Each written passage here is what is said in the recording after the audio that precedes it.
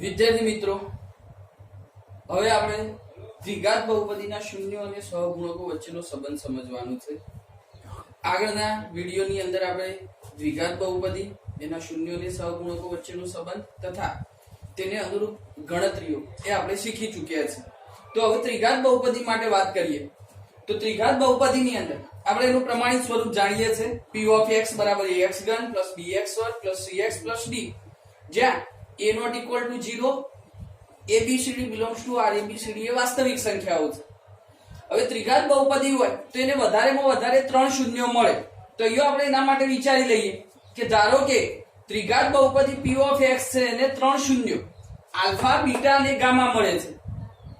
અને જો alpha beta અને ગામા એ શૂન્ય હોય તો x minus alpha, x minus beta અને x minus gamma A p of x ના અવયવો થશે, એટલે કે ત્રિઘાત બહુપદીના અવયવો થશે.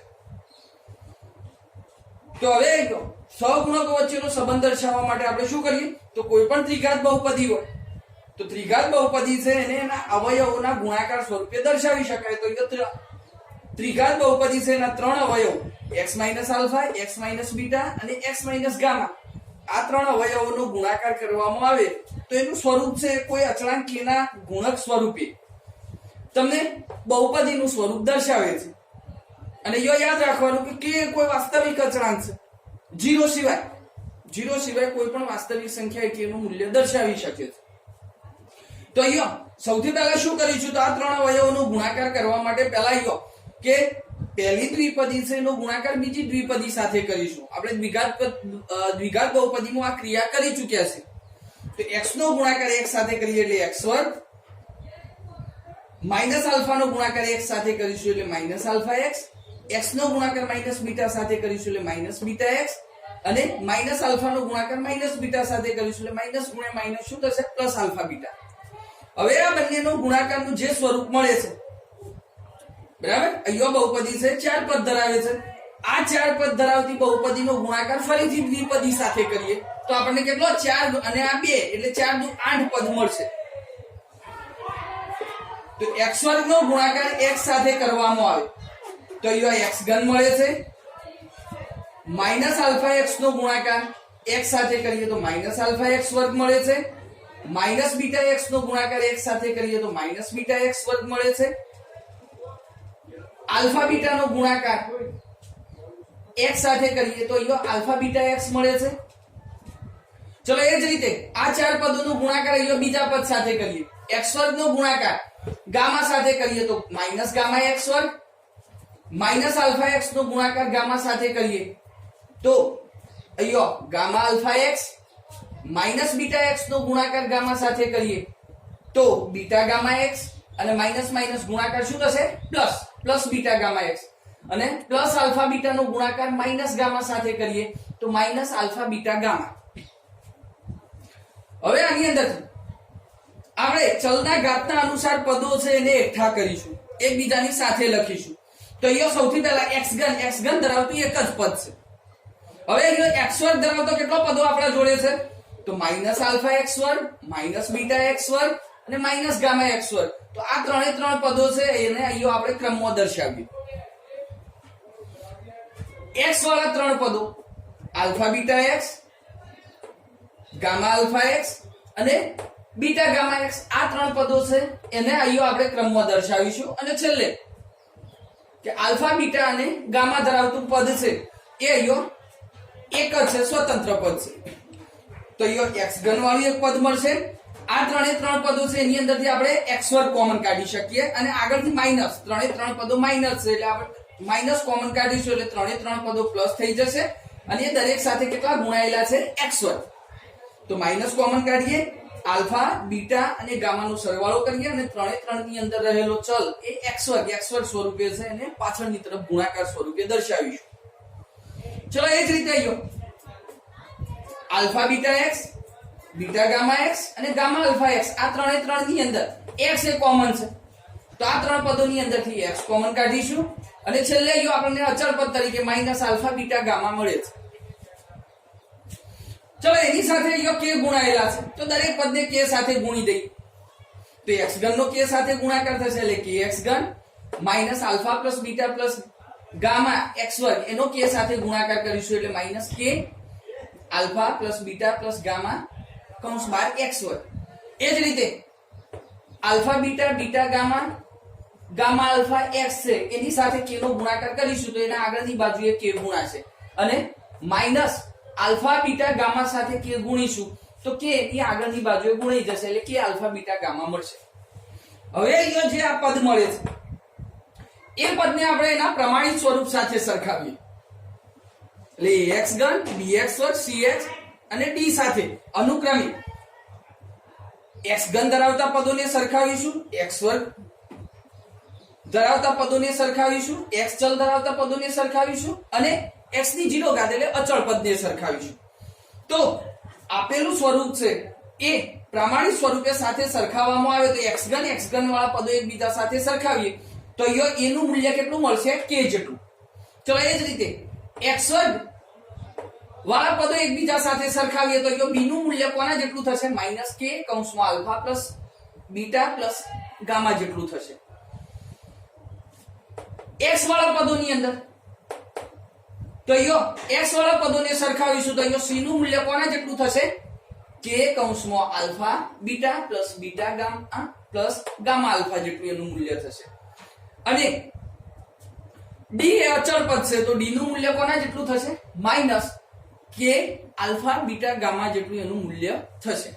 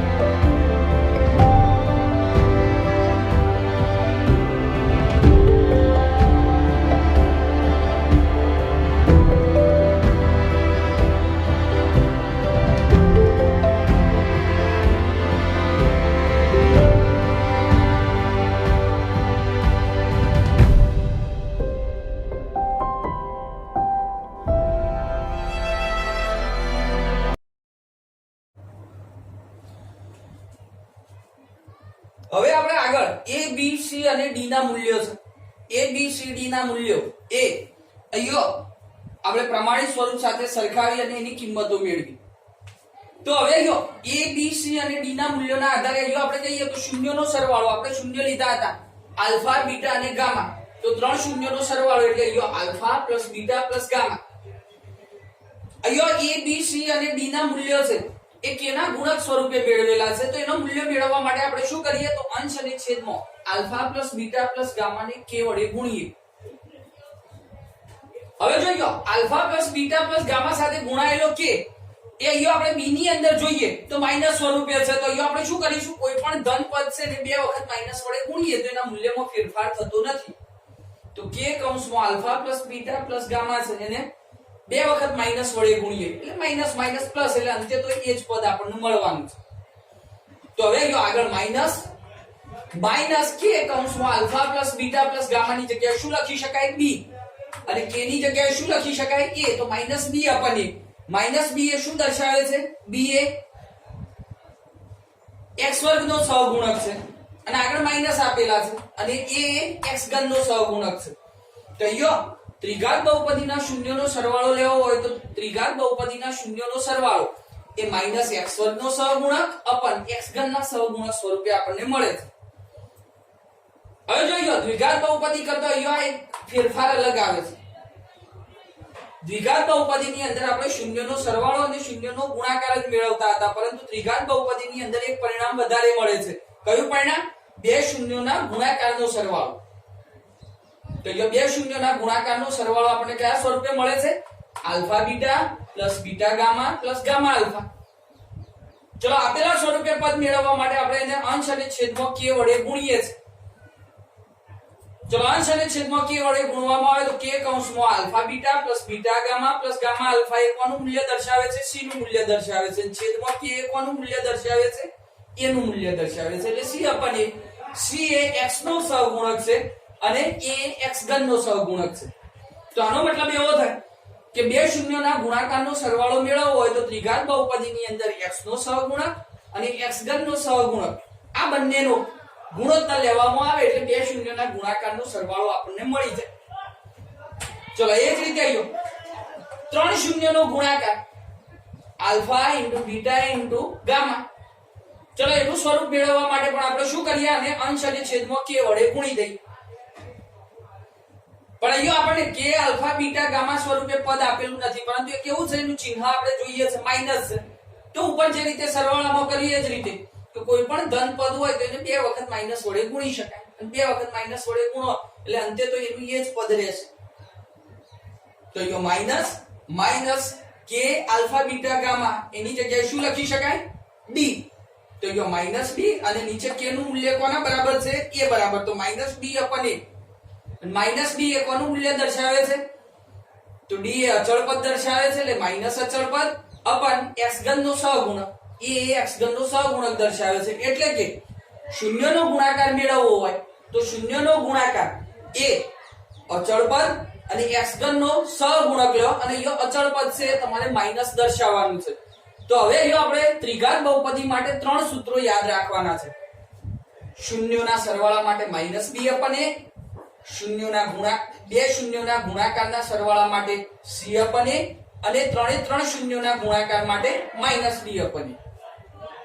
વિદ્યાર્થી મિત્રો, આપણે ત્રિઘાત બહુપદીના સહગુણકોનો સંબંધ શોધવા માટે જે સૂત્રો જોયા, હવે અહીંયા આપણે સૂત્રોની મદદથી ગણતરી કરવાની છે અને સહગુણકો સાથેનો સંબંધ ચકાસવાનો છે.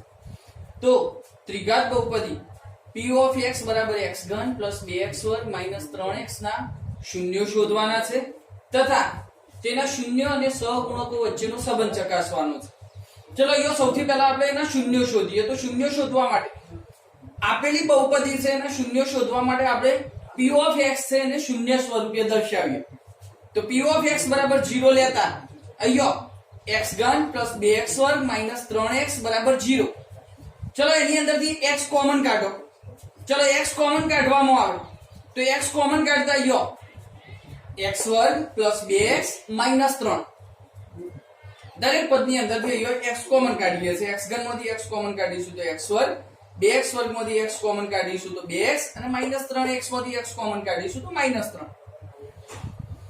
હવે અહીંયા x વર્ગ પ્લસ 2x માઈનસ 3 એ દ્વિઘાત બહુપદી છે. આ દ્વિઘાત બહુપદીના અવયવો પાડીએ તો અહીંયા અંતિમ પદ માઈનસ છે એટલે બાદબાકી કરવાની છે અને 3 ના એવા અવયવો પાડવાના છે કે જેથી એની બાદબાકી 2 થાય. તો અહીંયા 3 એકા 3 3x માંથી x બાદ કરીએ એટલે આપણને 2x મળશે. તો અહીંયા આપણે 2x ની જગ્યાએ એના ભાગ પાડીશું 3x માઈનસ x. ચલો હવે અહીંયા બે ના જૂથ બનાવો અને પહેલા બે પદની અંદરથી સામાન્ય કાઢો. તો x વર્ગ પ્લસ 3x ની અંદરથી x સામાન્ય કાઢીશું તો બાકી વધશે x પ્લસ 3. પાછળના બે પદની અંદરથી x પ્લસ 3 મેળવવા માટે માઈનસ 1 સામાન્ય કાઢીએ તો અહીંયા x પ્લસ 3.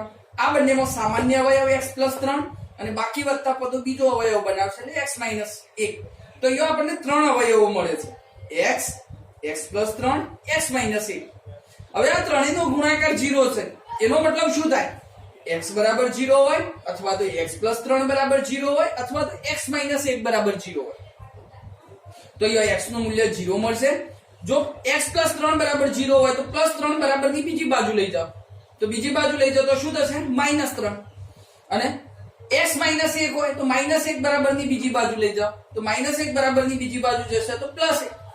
તો અહીંયા p ઓફ x ના શૂન્યો છે આપણને 0, -3 અને 1 મળે છે, જેને અનુક્રમે આપણે આલ્ફા, બીટા અને ગામા તરીકે ગણી અને આગળની ગણતરી કરી શકીએ છીએ.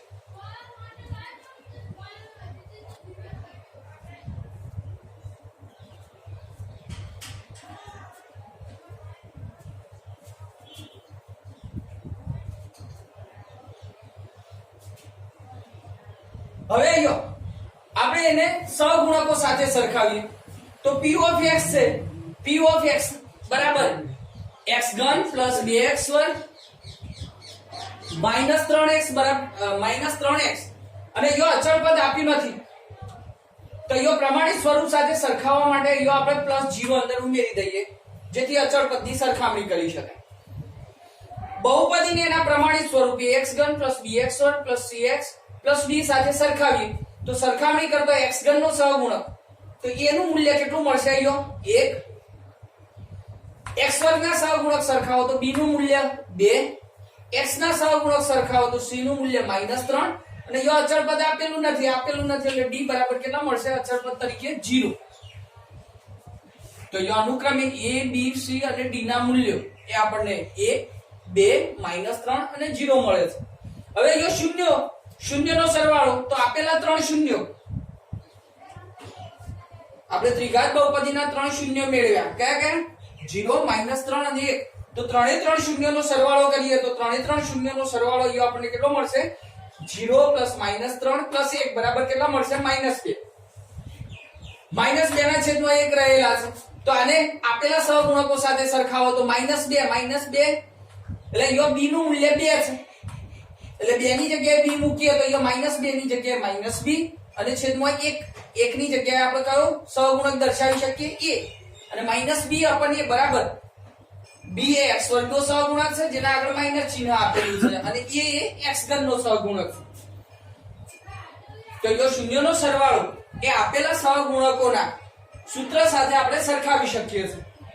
એ જ રીતે બે શૂન્યોના ગુણાકારનો સરવાળો, તો બે શૂન્યોના ગુણાકારનો સરવાળો કરીએ તો એ 0 * -3 પ્લસ -3 * 1 પ્લસ 1 * 0.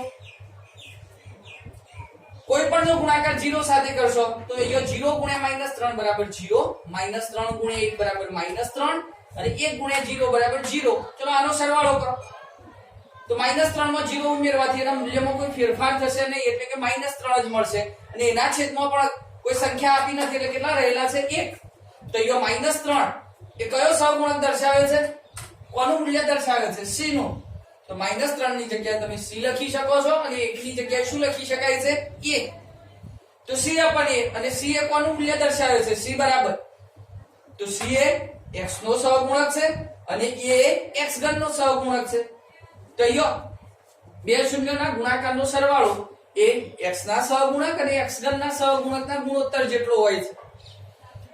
શૂન્યનો ગુણાકાર 3 શૂન્યનો ગુણાકાર કરીએ 0 * -3 * 1. તો ગુણાકારની અંદર ગમે તેટલી સંખ્યાઓનો ગુણાકાર હોય પણ જો ગુણાકારની અંદર એક વખત 0 આવે તેનું મૂલ્ય કેટલું થઈ જાય? 0.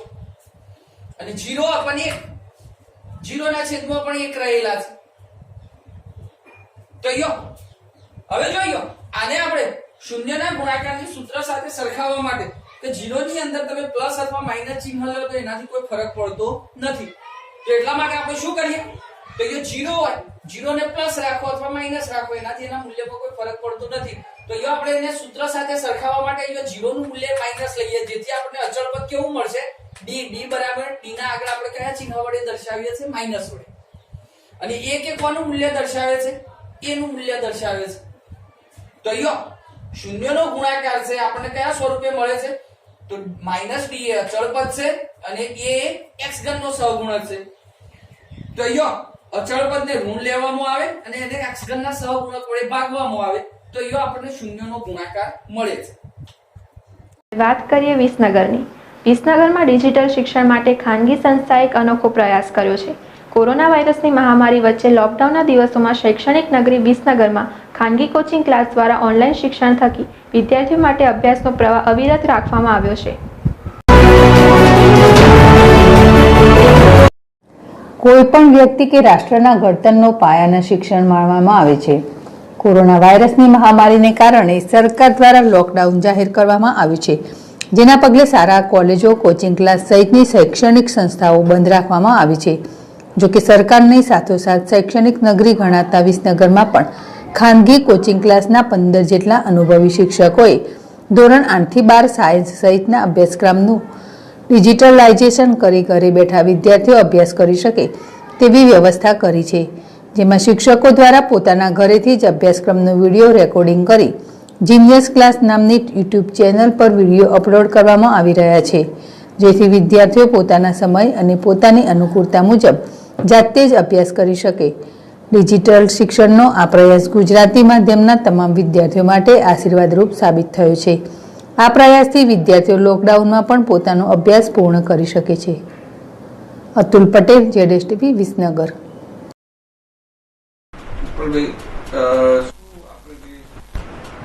નવું આયોજન જે કર્યું છે ડિજિટલ વર્કની અંદર એ કઈ ટાઈપનું છે, શું છે, જરા માહિતી આપો. આપણે બધા જાણીએ છીએ કે વડાપ્રધાન શ્રી નરેન્દ્રભાઈ મોદીના આહવાનના પગલે લોકડાઉન ચાલી રહ્યું છે.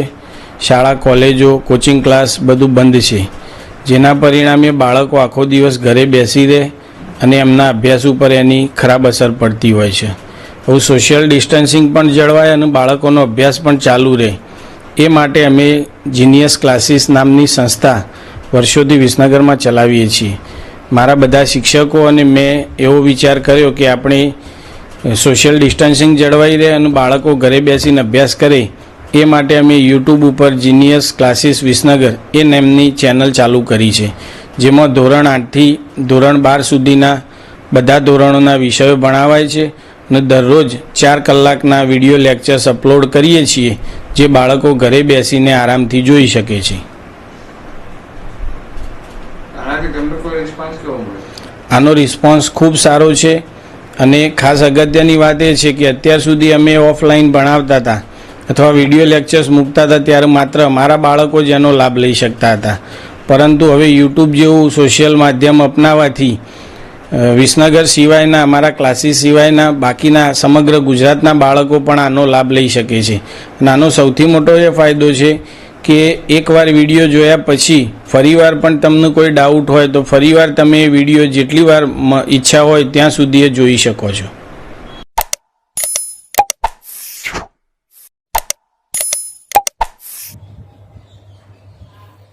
વિદ્યાર્થી મિત્રો, અહીંયા આપણે ત્રિઘાત બહુપદીના શૂન્યો શોધવાના છે તથા તેના શૂન્યો અને સહગુણકો વચ્ચેનો સંબંધ ચકાસવાનો છે.